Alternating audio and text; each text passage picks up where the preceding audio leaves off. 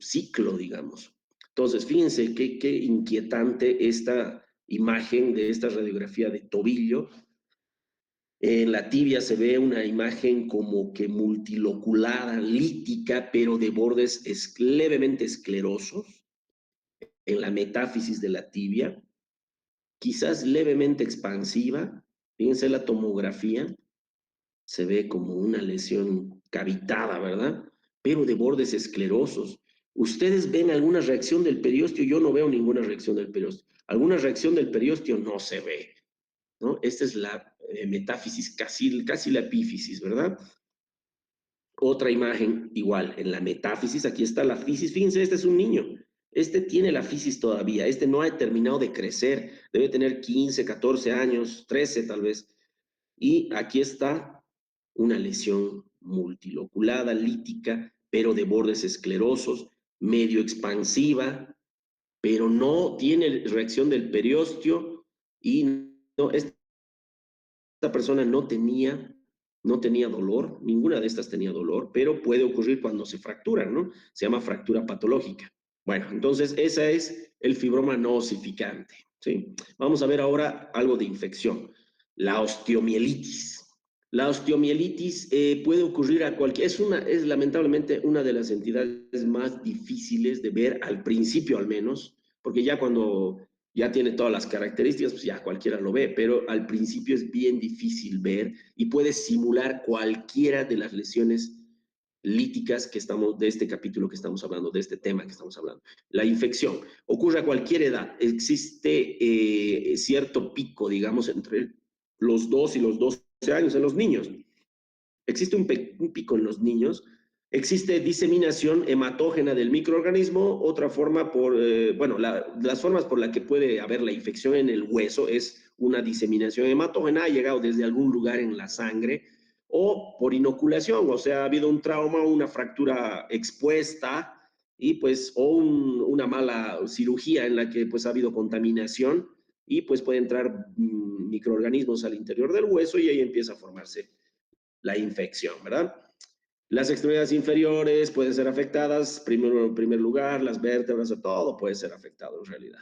El Staphylococcus aureus es el más común. Este es el agente más común que se aísla en casos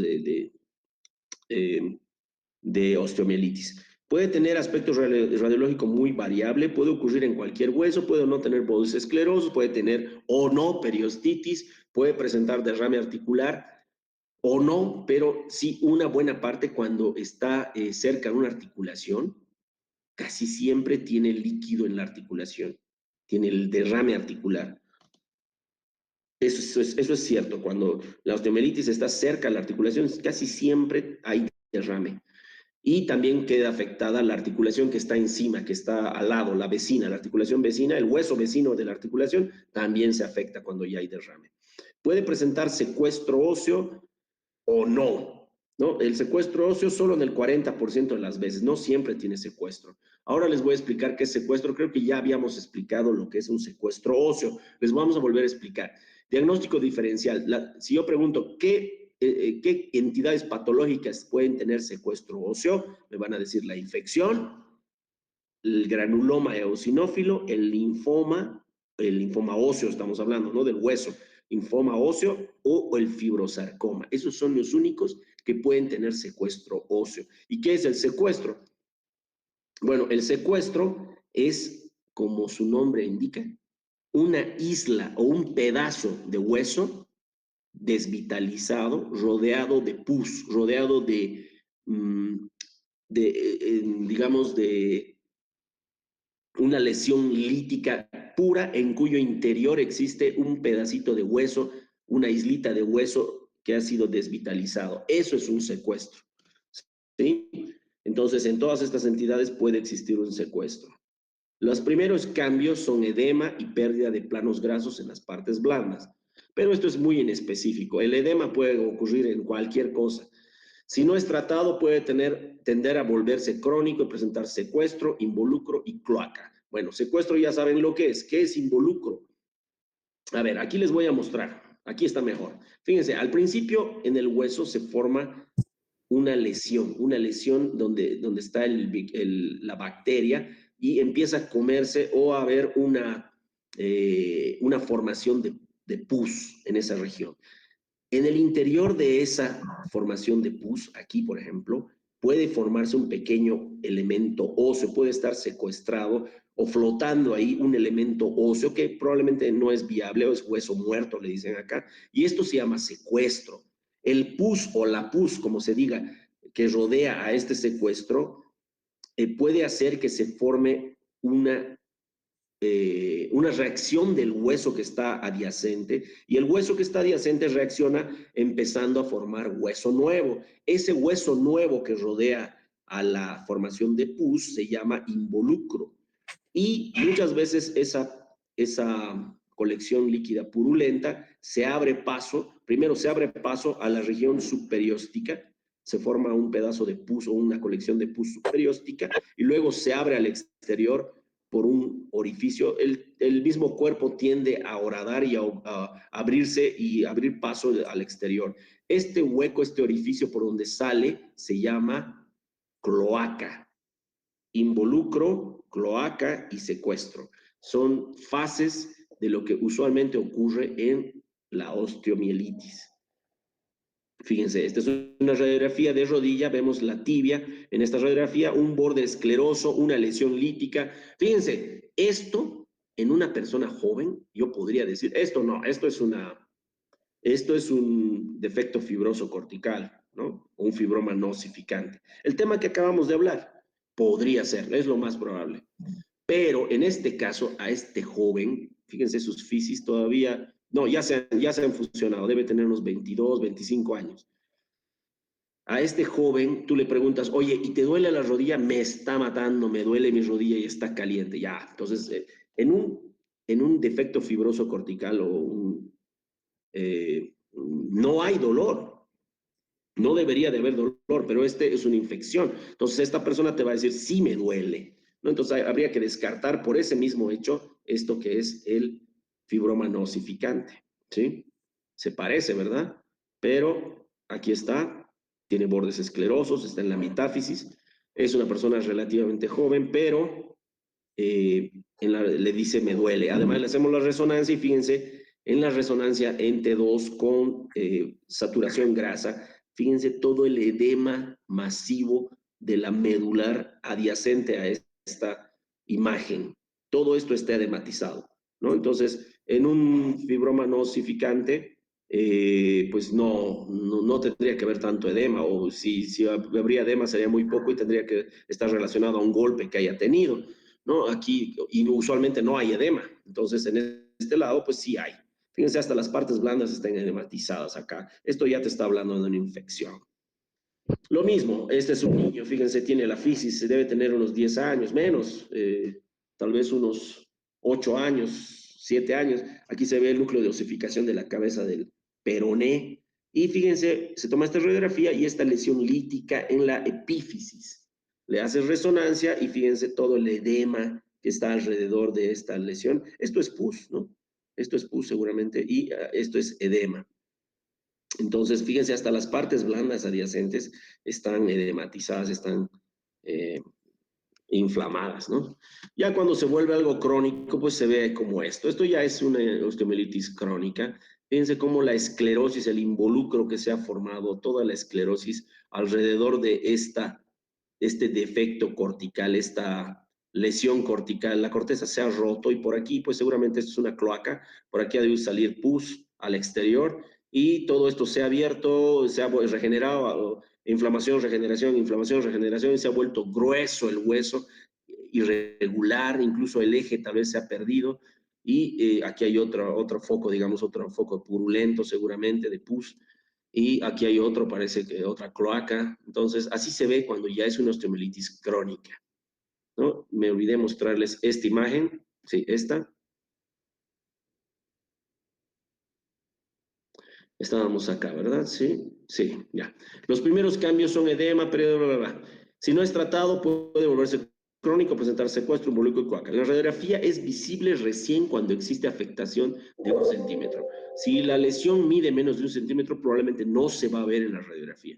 La TAC es muy superior para observar cambios óseos, o sea, para ver esa lesión lítica es mucho mejor la tomografía, le gana por mucho la radiografía, pero la resonancia magnética es muy superior para observar el edema óseo y para identificar afectación de partes blandas. Fíjense, signos radiológicos, osteopenia local, o sea, osteoporosis en esa región, erosión del endostio, pérdida del tejido trabecular, aposición de nuevo tejido óseo. Esta posición de nuevo tejido óseo se llama involucro, ¿verdad? Muy bien, entonces aquí vemos una radiografía de rodilla API lateral en la que vemos una lesión lítica en la metáfisis de frente y en la lateral se ve un poco más grande. Incluso esto podría ser también un fibroma no osificante, pero esta persona te dice, me duele y tengo fiebre y se siente caliente, entonces, bueno, ya esto ya no puede ser un fibroma no osificante, tendría que ser una osteomielitis, incluso podría ser otras lesiones. Hay que descartar algunas otras lesiones, como el quiste óseo solitario, pero esta tiene sus características. Fíjense, vamos a hablar ahora del quiste óseo solitario. Es la única lesión que siempre es de localización central. Se localiza en la región central del hueso y no ocurre alrededor de la rodilla. 3/4 veces ocurre, bueno, el 3/4 de las veces ocurre en el fémur o en el húmero proximales, ¿no? O sea, cerca a la cadera o cerca al hombro. También puede ocurrir en el calcáneo. No duelen a menos que exista fractura patológica, lo cual es un tipo de presentación frecuente, a veces ocurre, ¿no? Es visible en personas menores a 30 años, ya habíamos dicho, son jóvenes. Patológicamente es una colección líquida cero sanguinolenta en la que existe un defecto en la formación del tejido óseo. Fíjense, esta es una fractura patológica. Esta persona hizo un esfuerzo brusco y es un niño. Fíjense que su fisis todavía aquí se ve. Esto no es fractura, por si acaso, es la fisis porque es un niño. Pero esto sí es una fractura. Aquí se ve una lesión lítica franca en la región metafisiaria, que es central y que pues se ha fracturado. Es una fractura patológica en el seno de una quiste óseo solitario. No es cáncer, no hay que hacer biopsia. Si hacen biopsia de esto, le van a hacer un mal al paciente, le van a hacer que le quiten el brazo y en vano, porque esto era solo un quiste óseo solitario. Este es otro Esta es otra radiografía, fíjense, del húmero proximal y de la cadera proximal, del fémur proximal. Fíjense, este es un niño, pues sí, miren, aquí está la fisis, esta es la cabeza del fémur y aquí está el fisis y aquí hay una lesión lítica, fíjense, podría ser incluso un defecto fibroso cortical también, pero en este caso sí resultó ser un quiste óseo solitario. Y si hubiera dolor, pues habría que pensar en una osteomielitis, ¿verdad? Pero no tenía dolor. Fíjense, este otro más grande que se ve ahí llega hasta el cuello femoral. Aquí hay uno en el calcáneo. En la tomografía se puede ver claramente esa cavidad donde no hay trabeculaciones óseas y es común encontrarlo en el calcáneo también y pues no hay que hacer biopsia. Esto es una imagen típica. Condroblastoma. Es una lesión probablemente dice la lesión más fácil de identificar. Yo nunca he visto un condroblastoma, es medio difícil de encontrar, es fácil de identificar. ¿Por qué? Porque su localización es únicamente epifisiaria. Es una de las pocas lesiones que es solamente epifisiaria. Solo ocurre en las epífisis. Fíjense, diagnósticos diferenciales con una geoda. O sea, ¿qué lesiones epifisiarias hay? Geoda, que es el quiste subcondral, o en pseudogota, artritis reumatoide, en enfermedad degenerativa articular y en necrosis avascular, ¿no? Infección, condroblastoma, que es el que estamos hablando ahorita, tumor de células gigantes. Y la geoda, que ocurre en todas estas, ¿verdad? Muy bien, entonces, localización epifisiaria ocurre en menores de 30 años, frecuentemente con dolor. No sé por qué, he tratado de leer, pero ¿por qué les duele? En este caso el condroblastoma, porque no necesariamente tienen que tener antecedentes traumáticos. El 40% presenta calcificaciones puntiformes en su interior. Entonces, el diagnóstico diferencial, ya habíamos dicho, con estas 4 entidades que son lesiones líticas epifisiarias. Aquí está. Esta es una radiografía y una tomografía. Fíjense, la radiografía no apenas se la ve. Hay una lesión lítica ahí, le hagamos tomografía. Fíjense que hay unos puntitos blancos ahí dentro y una lesión epifisiaria que está colindante a la articulación, ¿no? A la meseta tibial, a la articulación. Es una lesión epifisiaria, es una persona que acaba de terminar de cerrar su fisis. Aquí una persona que no ha cerrado todavía su fisis, todavía va a crecer un poco y aquí se ve una lesión grande que es epifisiaria, aunque invade un poco a la metáfisis, pero es principalmente epifisiaria, es un condroblastoma. Bueno, hablemos ahora del tumor pardo.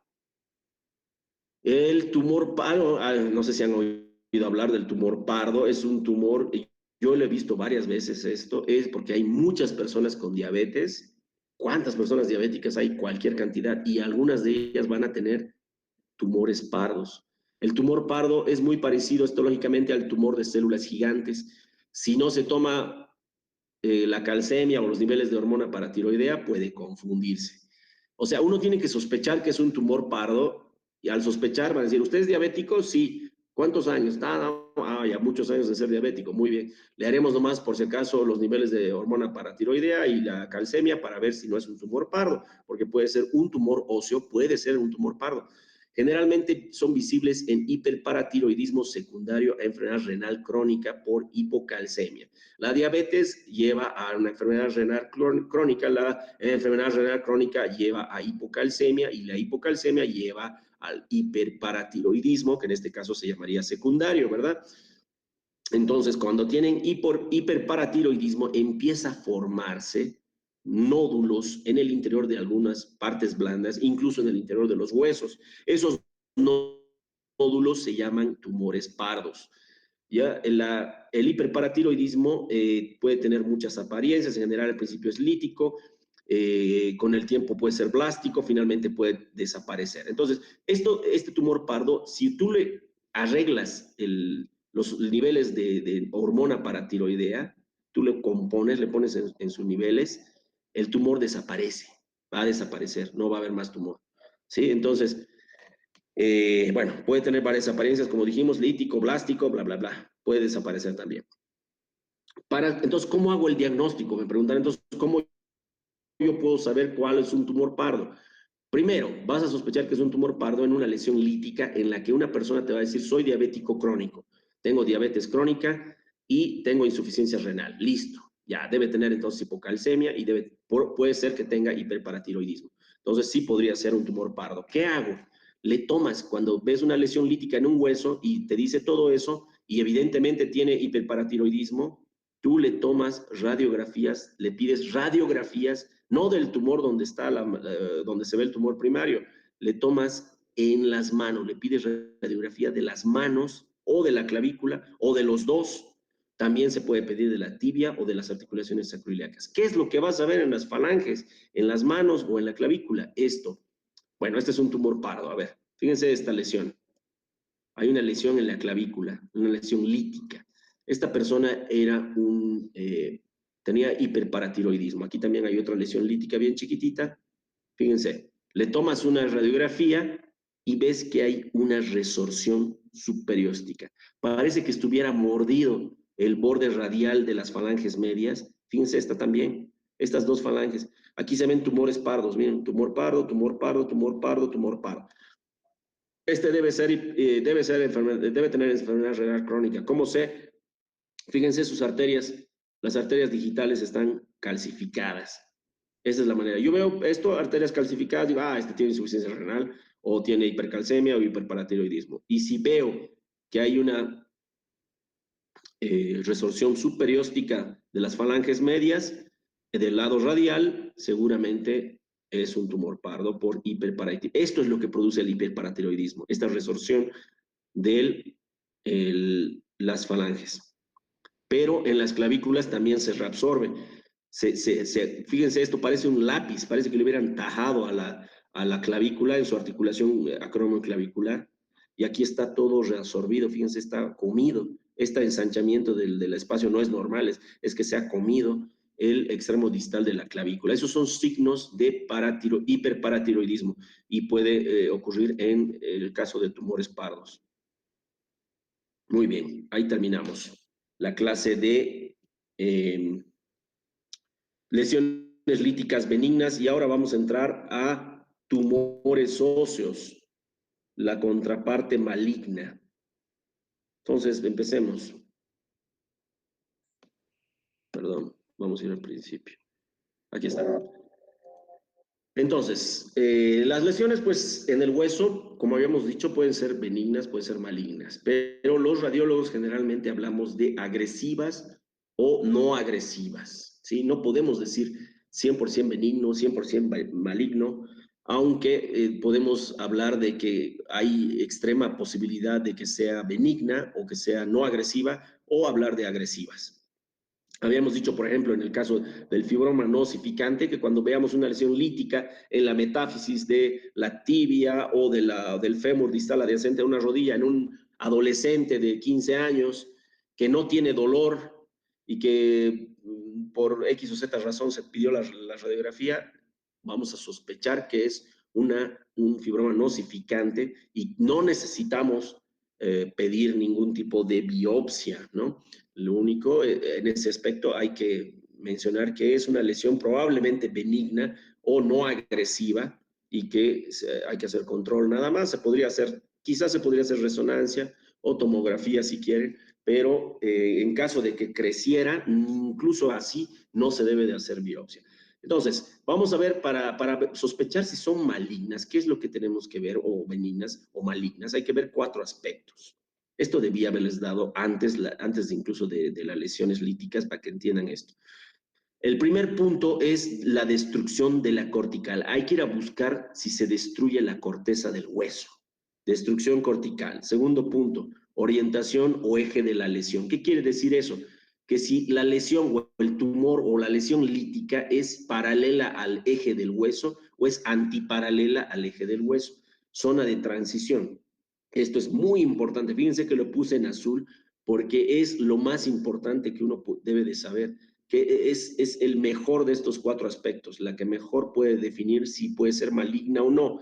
La zona de transición es el lugar o la zona en la que existe lesión y su vecina, su zona vecina en la que no existe lesión. Esa zona puede decir si es que es maligno o si es benigno, de acuerdo si la zona de transición es estrecha o si es amplia. O sea, en otras palabras, si esa zona es fácil de identificar, uno puede decir, hasta aquí llega la lesión y de aquí para acá es hueso normal. Si uno puede decir eso, es una zona de transición estrecha. Si uno no puede identificar claramente dónde termina la lesión y dónde empieza el hueso normal, ahí hablamos de una zona de transición amplia. Y las zonas de transición amplias son típicas de lesiones agresivas y probablemente malignas.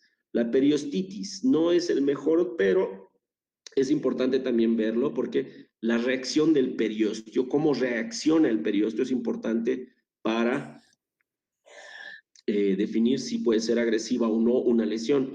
Generalmente las lesiones de reacciones del periósteo gruesas, anchas y gruesas, son lesiones que le ha dado tiempo, son formaciones que le ha dado tiempo de reaccionar al periósteo. O sea, ha tenido mucho tiempo para formar esa reacción, por lo tanto, probablemente sea una lesión benigna. Mientras que las lesiones delgadas, finas, o en capas de cebolla o en rayos de sol o en cepillo, le llaman algunos, generalmente hablan de una lesión, una reacción del periósteo aguda y eso indica de que puede ser maligno. A ver, aquí hay una lesión. Hay un dibujito ahí. Fíjense el hueso. Esta es la corteza del hueso, esta es la corteza del hueso. La medular es la capa blanca que está en su interior. Fíjense, en lila hay una lesión ósea en el interior de la medular, ¿verdad? Fíjense, podemos hablar de sus bordes, ¿verdad? Podemos hablar de sus bordes. Esto es la zona de transición. Esta tendrá zona de transición estrecha, porque se puede ver hasta dónde termina la lesión y desde aquí para acá puedo dibujar yo dónde está el hueso normal y dónde está el hueso anormal. Esa zona, si es francamente visible y demostrable, es una zona de transición estrecha. Si la zona de transición no, este borde no es claro, es una zona de transición amplia y por lo tanto puede ser maligno. Si hay destrucción de la cortical, por ejemplo, aquí la corteza, el endostio sí está erosionado, pero la parte de afuera, la corteza externa no está, la tabla externa no está afectada. También el eje de la lesión, por ejemplo, esta sigue el eje del hueso, la patología sigue, la entidad patológica sigue el paralelo al eje del hueso. Esta, por ejemplo, ha producido una ruptura de la cortical, ha destruido la cortical, se ha salido del hueso, el eje de la lesión evidentemente está paralelo al eje mismo del hueso y la zona de transición es estrecha. En este caso igual se ha salido, esta es una lesión cortical, ¿no? Fíjense, aquí hay varias lesiones líticas. Esta es una histiocytosis X o granuloma eosinófilo también se llama. Generalmente ocurren en niños o en personas jóvenes. Fíjense cuántas lesiones líticas. Aquí hay una lítica. Estas se consideran lesiones benignas, pero pueden tener un comportamiento agresivo. Fíjense, aquí hay otra lesión, en una resonancia magnética se puede ver. Esas son lesiones líticas. Fíjense, lítica, todas son líticas, destructivas. Y blásticas, pues aquí tenemos una lesión blástica o formadora de hueso. Es más radio-opaca que las demás, entonces es una lesión blástica. Fíjense, la mitad de la vértebra blanca, la mitad gris. Entonces es una lesión blástica. Aquí se ve la tomografía, fíjense cómo la mitad de la vértebra está con una lesión blástica, aquí también se ve una lesión blástica, aquí otra más pequeña, y pues en resonancia magnética también se puede ver. Esto no tiene que ver con densidades, estos son intensidades, entonces aquí nada que ver con blásticas o líticas. Lista de tumores óseos malignos. A ver, la edad es un factor muy importante para el diagnóstico. Los tumores de la infancia y la juventud están representados por el osteosarcoma y el sarcoma de Ewing. En el adulto, el mieloma múltiple, el condrosarcoma y las metástasis. Entre los 30 y 40 años, el fibrosarcoma, el fibrohistocitoma maligno y el tumor de células gigantes, pero la variante maligna, porque habíamos hablado que el tumor de células gigantes generalmente es benigno, pero tiene alguna variante maligna, y el sarcoma paraosteal. La resonancia magnética debería de realizarse rutinariamente en tumores óseos con sospecha de malignidad debido a que muestra la extensión tumoral mucho mejor que cualquier otro método diagnóstico y también muestra la afectación a las partes blandas. Hablemos del osteosarcoma. El osteosarcoma es el segundo tumor óseo maligno primario después del mieloma múltiple. Fíjense, entre otras se clasifica en dos, en primario, osteosarcoma primario y osteosarcoma secundario. El primario es más común. Bueno, algunos dicen que el secundario también ahora lo ha superado, pero fíjense, el primario ocurre en esta edad, entre los 10 y los 20 años. Es típico esto porque son personas de 18, de 15, de 10 añitos que te dicen, me duele mi pierna, me duele mi rodilla, me duele mi hombro. Crónicamente, ¿cuánto tiempo te duele? Un mes, 2 meses, 6 meses me está doliendo, ¿qué será? Pero no me he caído, no, la anterior vez sí me he caído, pero ha sido suave, así te dicen, no hay algo específico, pero el dolor sí es continuo. Entonces son jovencitos, son niños o son adolescentes.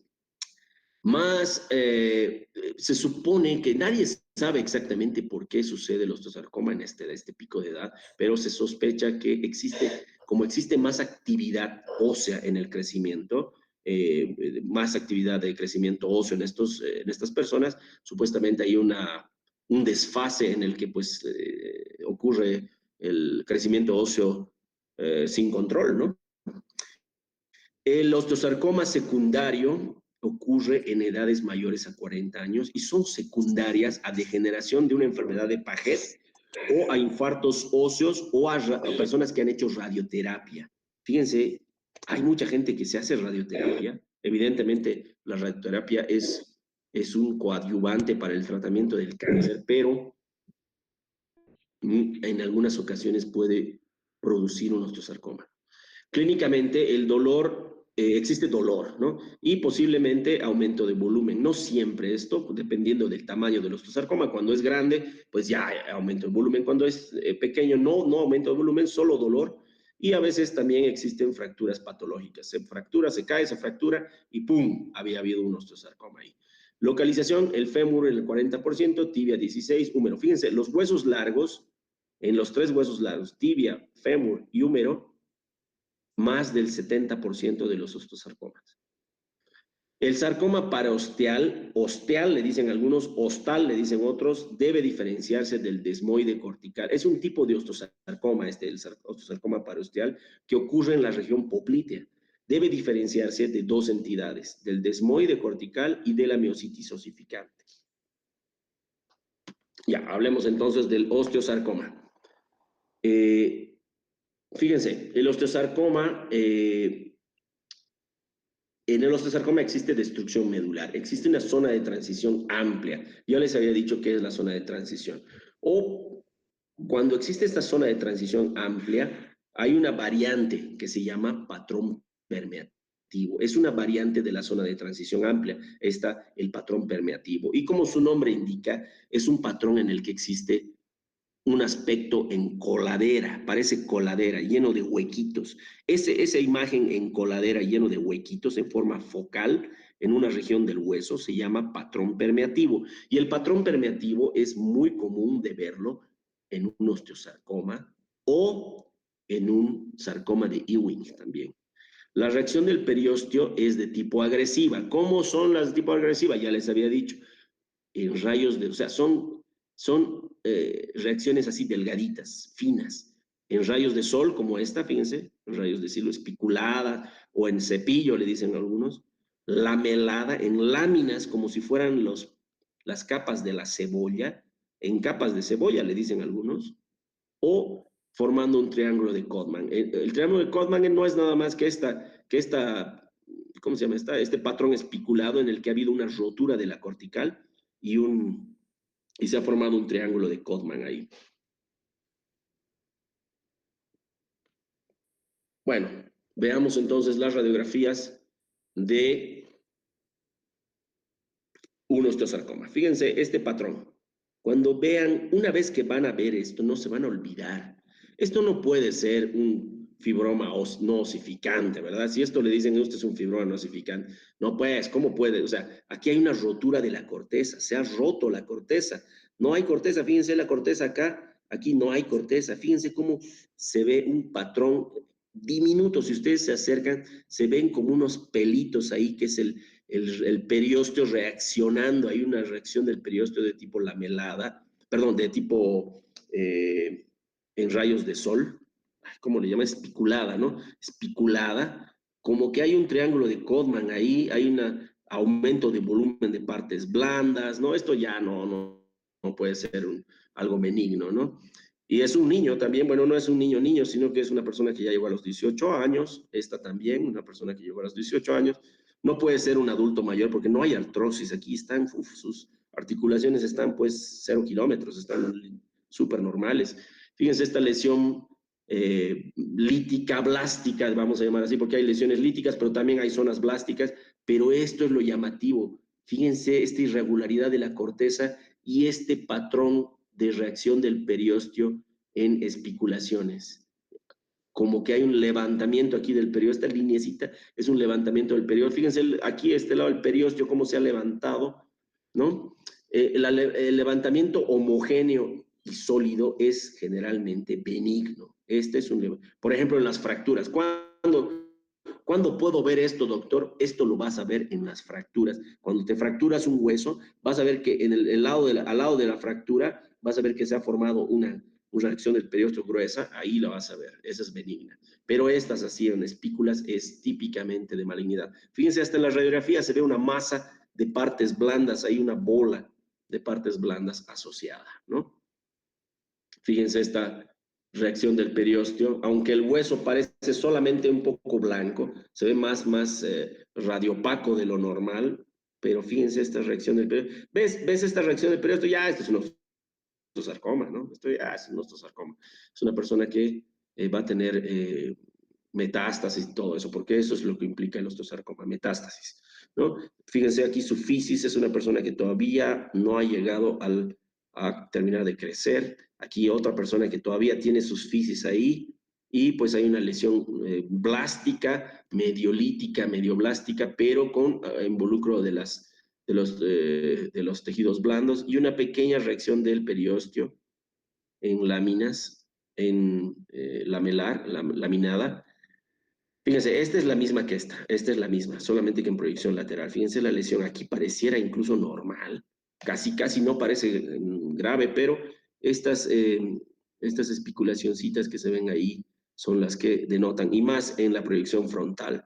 En la proyección lateral casi no se ve. Fíjense, este es un sarcoma parosteal. Este es el que hay que diferenciar de una miositis osificante y de un desmoide cortical. Este sí es un osteosarcoma parosteal, se ve en la región popltea, en la cara posterior del fémur.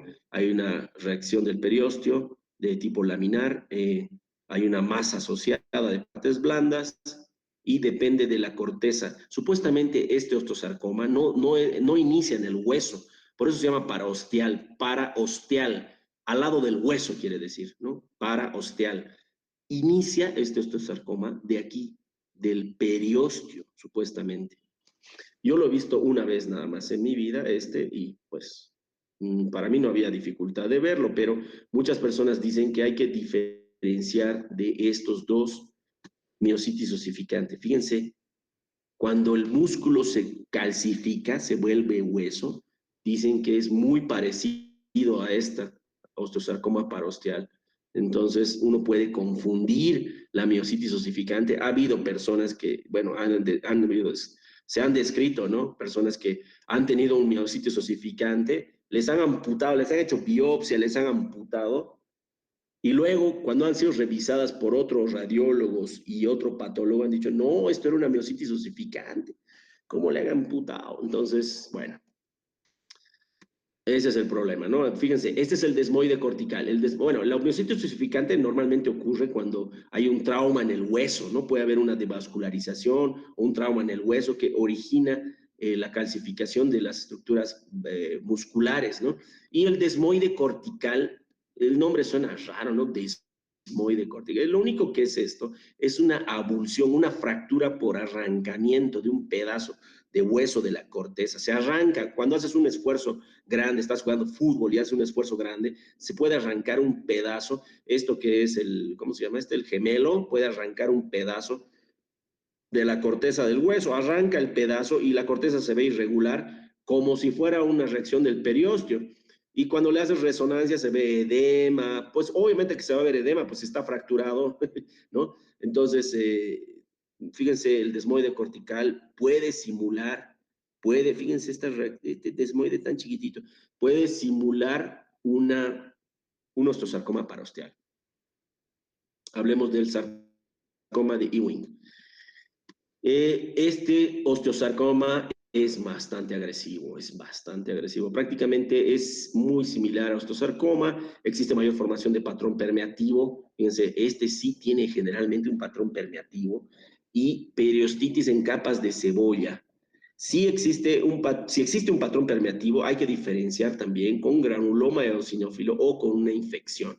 O sea, ver un patrón permeativo no es patógeno de un sarcoma de Ewing. De hecho, hay que diferenciarlo en primer lugar, con una osteomielitis, porque en los dos duele. El sarcoma también duele, la infección también duele, y el granuloma eosinófilo también hay que diferenciarlo, porque puede tener un patrón similar. Si existe reacción perióstica de aspecto benigno, habría que descartar el sarcoma de Ewing. O sea, no, probablemente no sea un sarcoma de Ewing, pero si tiene el patrón en capas de cebolla, pues probablemente sí sea un sarcoma de Ewing. Todos cursan con dolor. Fíjense, este es un patrón permeativo. Pueden ver una cavidad mayor y otras cavidades más chiquititas. Parece una coladera, ¿verdad? Esto parece una coladera. Patrón permeativo. Ahora, analicemos la zona de transición. La zona de transición aquí sí es ancha. Yo no puedo saber dónde termina el hueso normal y dónde termina el hueso patológico. ¿Dónde? ¿Aquí? ¿Aquí? ¿O aquí? No estoy seguro. Parece que por aquí. Esto de no ver, no saber dónde termina, dónde empieza, es la zona de transición. ¿Sí? Esta es una zona de transición ancha y es un patrón permeativo. Hay un adelgazamiento cortical y hay una pequeña reacción del periósteo. Este sí correspondía a un sarcoma de Ewing. Fíjense, es un jovencito, 20 años debe tener, 18, 20 años. Este es un niño, debe tener 10 añitos. Ahí se ven sus fisis. Fíjense este patrón destructivo, permeativo, franco en el peroné. Aquí está una cebolla, aquí están las capas de la cebolla, fíjense, las capas de cebolla. Ese es un patrón de reacción del periósteo en capas de cebolla en un patrón permeativo franco, o no tan franco, pero un patrón permeativo tenue. Este es un sarcoma de Ewing. Aquí también hay una reacción del periósteo en capas de cebolla. Este hay que, híjole, este sí está, no está tan claro, habría que tomar una resonancia más, incluso más proyecciones. Bueno, hablemos ahora de sarcoma. Ya habíamos hablado algo del condrosarcoma al hablar de su primo benigno, el encondroma. ¿Se acuerdan? Es raro, ocurre en mayor de 40 años, generalmente ocurre una degeneración del encondroma, o llamado también condroma, se degenera y se vuelve condrosarcoma. Aquí están las imágenes que les había quedado, no les había mostrado y ahora las muestro del encondroma. Así puede ser un encondroma, pero también un condrosarcoma. Entonces, ¿cómo puedo diferenciar un encondroma? Fíjense, es un abuelito, ¿verdad? Fíjense, la espacio articular está reducido, ya no hay fisis aquí, obviamente, ¿no? El espacio reducido. Fíjense los osteofitos que tiene, unos osteofitos tremendos, ¿no? Esto ya es una artrosis, esto es una persona mayor y tiene una lesión blástica que parece